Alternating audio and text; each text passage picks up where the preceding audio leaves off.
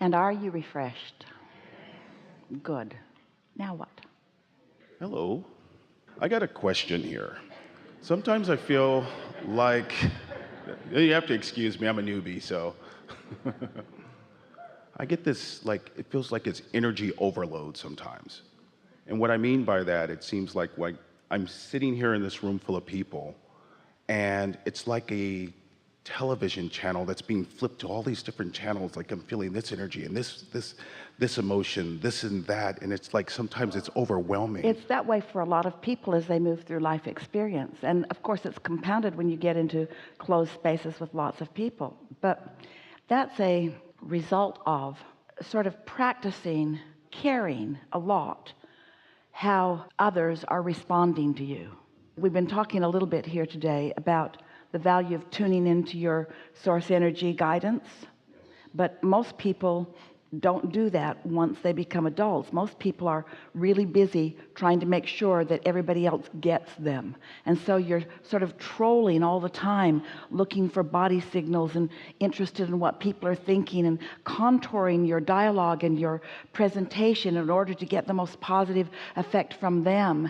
And it makes for a really chaotic environment because, first of all, you are really not the primary object of everybody else's attention, and so trying to be that can be a little overwhelming. But more important, and this is what you're getting to, it causes you to train yourself to be sensitive to things that you don't want to be sensitive to. It would be like walking into a bookstore and every book calling you.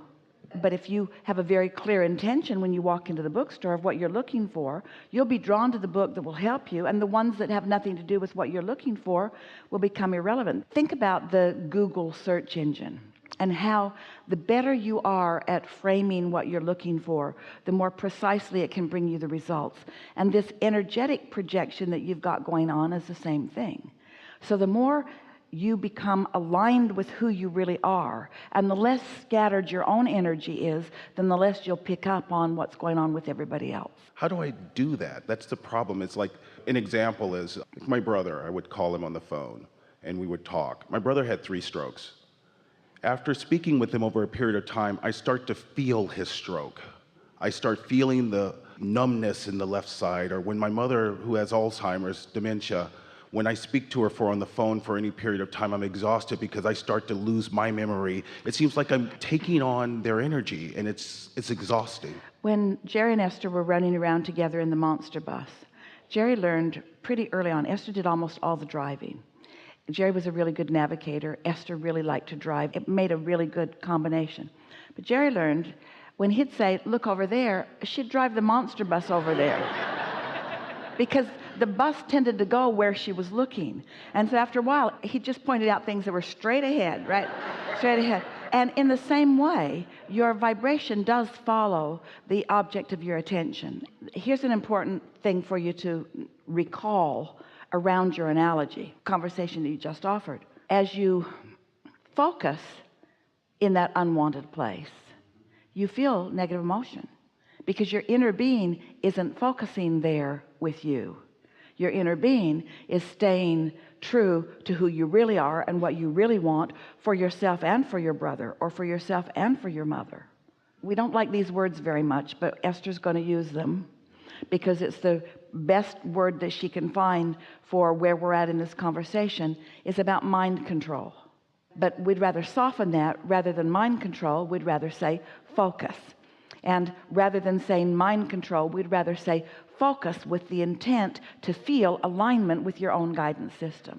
So there are a lot of people who know they're empathetic, they're sensitive to energy, but we don't want you to be sensitive to all of the energies. That'd be like having a really sloppy receiver in your vehicle that could tune into many different channels at the same time. And all you want to do is listen to some satisfying music, and you're getting all this static and chat because your tuner isn't tuned. So that's really what it's about. It takes a little practice, but most of all, it takes understanding why you do it. And why you do it is because you're trying to exercise your influence over them by getting them to see you as you want them to see you. And so you're real interested on an almost word by word basis. I say this and then you respond, and I say this and then you respond. So you care too much about their response. We want you to not care at all about anybody's response to you. Esther saw a book title. She didn't ever read the book. She loved the title, written by Terry Cole Whitaker. And the book is What You Think About Me Is None of My Business. Well, you have made almost everything that everybody thinks about you your business. And so you're tuned to that, and it will make you nuts. It's driving me crazy. Yeah. It's just a little sloppy tuning on your own. And now we've had this discussion, it could begin to change right away. So want to go a little further with it? You want to take the conversation. For example, were you aware of any thoughts you picked up on? Or better said, how did you interpret some of the thoughts you were picking up on? Or was it just static? In here, in the room? Some of the thoughts is I can feel sort of positive emotions from people, the negative emotions from people. It's just scattered. It's just sort of like, it's just hitting me from all different directions and things. I find myself, when I'm in a crowded room, I just want to go somewhere. So what that means is, our power of influence, which is really, really good, didn't really reach you.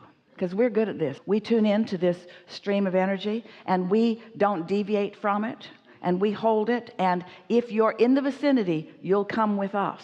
That means that we weren't getting your attention, because if we were getting your attention, that would have not been your experience. Or is that an old story you're telling us? Is that an old story you're telling us? A story. Did it happen here today? Yes. And so it wasn't thought so much as it was emotions that you felt? To me, it's just like a static radio channel sometimes. Sometimes I can tune in on someone or tune in on something. I find myself at times like just sitting in the audience, and I would sort of cross my legs like this and do this. I look at someone like a seat next to me. I'm in the same position they're in. Same, legs crossed. Well, we are really appreciating this conversation because it speaks so powerfully to everything that we want you to know first. And that is, let your relationship with your source energy be what's dominant to you. And most people, first of all, they don't really know that source exists for them like that. They don't really know that source is interested in them like that. They don't really understand that your inner being is projecting a steady thought that you could pick up on. They don't understand that they have an inner being who has an opinion about everything that they have an opinion about. So therefore they don't understand their own guidance system. So most people have sort of been frantically searching for some form of guidance from someone. And when you really, really care about it, then you're looking for it everywhere. Yeah. I'm trying to separate mine from theirs is what I feel like I need to do. It hasn't got anything to do with them. It's only about what's going on with you. Some years ago, we offered an analogy, a really good one, really appropriate for this conversation. We said, imagine a light board about as big as this carpet and has all those little LED lights on it. And you're one of the lights. So you focus on something and you light up based upon what you're focused upon. And every other light on the board that's where you are lights up too. And that equals your world. That's who in the room is a vibrational match to you. You can control how you light up. So let's say they're all lighted up on something that is not beneficial, maybe like disease, or maybe like war, or maybe like, doesn't matter what it is. But you're not, because you've been meditating, or you've been playing your musical instrument, or you're tuned in, tapped in, turned on. So even though they're lighted up that way, they have no influence and no attraction power in your life experience, because you're offering a different vibration. So what we're getting at is, you pick the tune that you're strumming, you pick the vibrational frequency that you're broadcasting, and only things that are a vibrational match to that would be in your sphere of influence, or you in the sphere of that influence. Does that make sense? Yes, that makes total sense. Something else or something more about that? That's just about it. It's just that I just feel like I just need to learn how to control myself a little bit more. And it's just, I just feel lost. You got to get a head start. Jerry used to say, will dart in and will dart out. You get in and then you get out. Do you meditate? Yes, I do. So when you find that alignment and then you enter a room, much less of that would happen, because you've tuned into the frequency is really who you are. And all that conversation that we had earlier about your power of influence, when you're tuned in, your leverage is so much greater. So what you've been talking about here is, we love you very much, you know what's coming next, sloppy thinking. And the reason for it is caring way too much about how others are responding to you.